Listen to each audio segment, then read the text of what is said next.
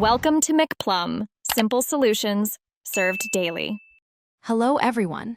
In this video, I will explain how to safely disconnect your Tesla Model 3 battery. First, always prioritize your safety by wearing appropriate personal protective equipment. Ensure your vehicle is in park and any charging cables are disconnected. Next, power off the vehicle using the touchscreen controls and wait at least 30 seconds for the climate control system to shut down completely. Remember to open all doors and windows beforehand to avoid any lockout situations. Now let's move to the low-voltage battery. Open the frunk and locate the 12-volt battery, usually found beneath a removable plastic panel. Using a 10mm socket, loosen the nut on the negative terminal. Carefully disconnect this cable and ensure it cannot accidentally touch the battery terminal again. This step is crucial for safety. After disconnecting, wait for 2 full minutes to allow the electrical system to completely discharge.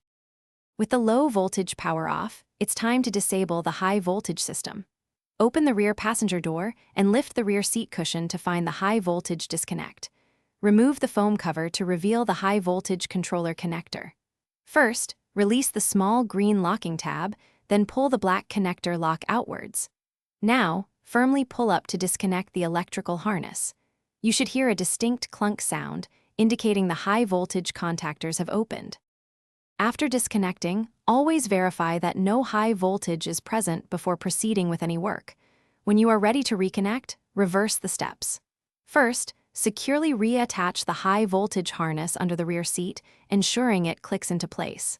Next, reconnect the negative terminal of the low-voltage battery in the frunk. Once everything is connected, close all panels and perform a system check on your Tesla's touchscreen to confirm all systems are functioning correctly. Stay safe. Thanks for watching, stay juicy, and subscribe.